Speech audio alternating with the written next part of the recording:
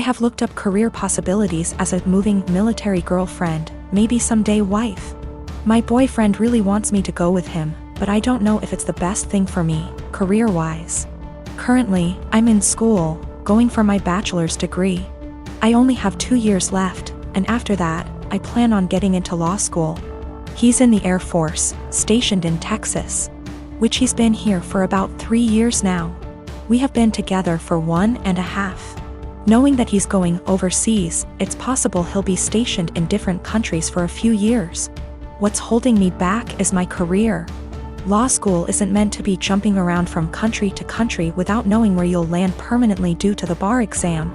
Also, we aren't married and I don't know if I should risk my career, which I've been very committed to being a lawyer. For a future that's a bit warped. I did see that I can become a programmer and it'll be versatile, but that's not what I truly want to do. Sure, Hawaii seems amazing, but more of a 3-year-long vacation with a questionable future. We both agreed that long distance wouldn't work since I would be all the way in Texas. Is it bad that I want to go but don't want to risk it all just to be put in a bad situation of misery? Also, if I do go, I'd have to transfer schools and go to school in Hawaii. That's already a very high tuition that has to be paid by FAFSA and student loans. Quite frankly, I'm also afraid that I won't be able to sustain myself separately from my boyfriend's income. I like to feel independent and know that I can fend for myself. Maybe that's a pride issue? I don't know, but I do know it's a high standard of living. That also adds to the jumble of thoughts. I will also admit, I am fairly close to my parents. In my Hispanic household, we have always been very united. I currently work with them in their small business because it benefits the both of us. I can go to school with a flexible schedule and still make good income, and they have a stable employee. That's something my boyfriend never really knew growing up. He's a Kansas boy, from a small town, with parents who split up when he was little. I feel like he doesn't understand how hard it'll hit my parents and I, being far away for 3 years. It also bothers them a bit that I'm not married but willing to leave not knowing what'll happen in the relationship. My husband and I don't want kids. My mother-in-law is big into family in the traditional sense. She has been pushy with us about having kids since we got married. Literally the week after we got engaged, she started asking. My husband has always changed the subject, and has even told her that it's really none of her business. Every time we see her, she asks. Everything we do is built around the idea of us having kids. 3 years into our marriage, my husband said we might not even have kids and mother-in-law would not hear it. At year 4, husband had a vasectomy and I had a tubal. So this weekend we were all at their home enjoying some barbecue and drinks and everything. When I get up to grab a beer, my mother-in-law asks me if maybe I should drink water instead, because wink wink nudge nudge. You never know. I was annoyed by this and said, there's really no chance. Mil, all wide grin, said, oh come on. It's time for you two to finally get serious. Put down the beer and tell us when we can finally expect you two to finally make your family official. I said we've been official for about 5 years now, Mil, and drink the beer. Husband laughs with me. Mother-in-law gets more annoyed and says, you won't be real, last names, until you bless us with babies. Husband repeated. After about 15 minutes of the usual comments, I finally snapped and said, husband got snipped. I had my tubes tied. We're not having kids. You need to stop bringing it up. Period. Well, I thought I started WWII. She started crying and stormed off. Family looked at us with disgust and stormed off to comfort her. We left. Party kinda ended. The social media bullshit started shortly after. Vague posts, links about how motherhood is a woman's greatest calling, listicles about how unhappy childless women are, etc. Some meme about how I guess I wasn't a good enough mother and won't be graduating to grandmother. It's obnoxious to the point that I just muted all of them. My mother-in-law finally called me this morning and told me that she was willing to put this all behind us if husband and I came over, and listened to her reasons that we really need to have kids. I told her no, that we are tired of her pushing this on us, and then she said, you two aren't prepared to be real, last name S. I'd like a refund for what we paid for the wedding. It wasn't that much. It was like $400 for the rehearsal dinner. I hung up on her. When recounting this to my friends, a few of them said that I was the asshole here for dropping it like that. But I don't think she was ever going to drop it if I didn't finally make a serious, direct comment about it. I'm a professional ballet dancer for a living, but I also do some modeling in my spare time. Last weekend, I was doing a latex shoot. Before anybody says anything, it wasn't anything fetish-wise. It was just a shoot that called for wearing more uncommon types of fabrics. My outfit was a black full-body catsuit, so think of a skin-tight garment that covers from neck to toe, including gloves. If you've ever put on a wetsuit, then you can probably imagine how much of a pain it is. It's a pretty in-depth process that involves lots of baby powder, a lot of sweat, and some less than ladylike stances. Dressing usually takes anywhere from 20 to 25 minutes start to finish. I always dread it, but can't argue with the results.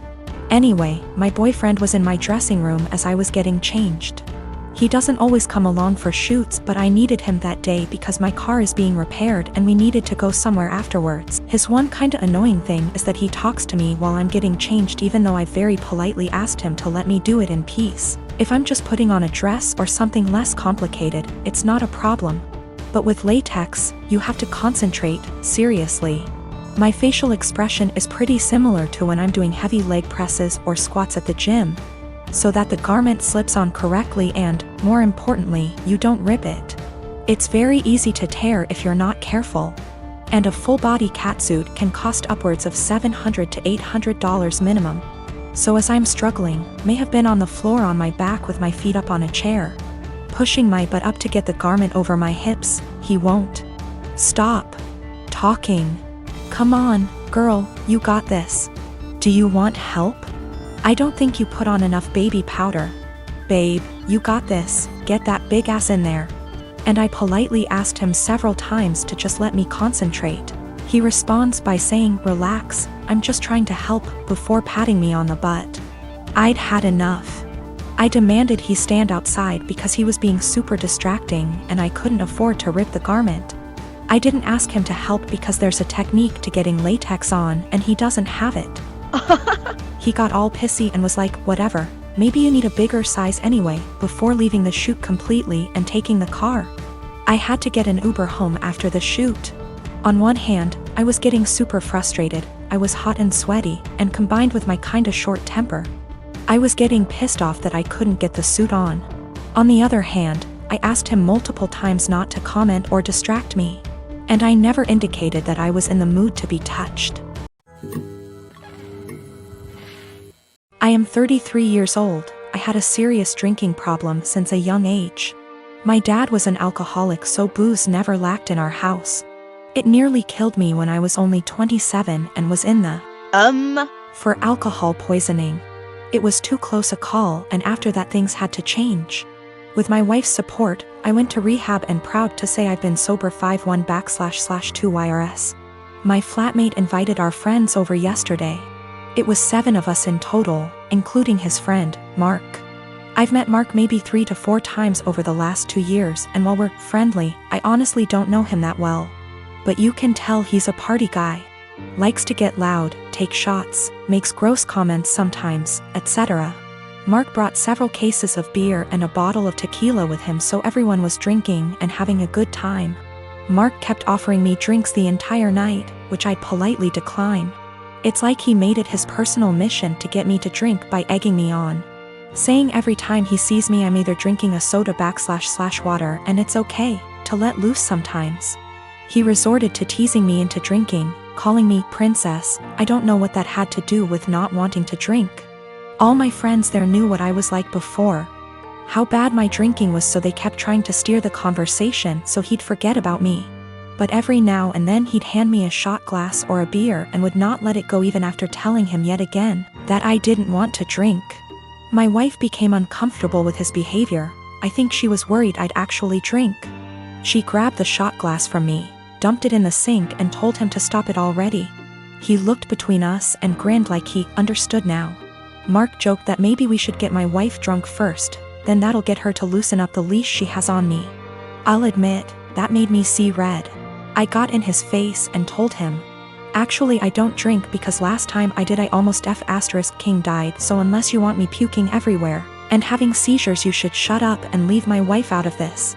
Wiped the smile off him real quick and he apologized. The rest of night went on and he finally left me alone.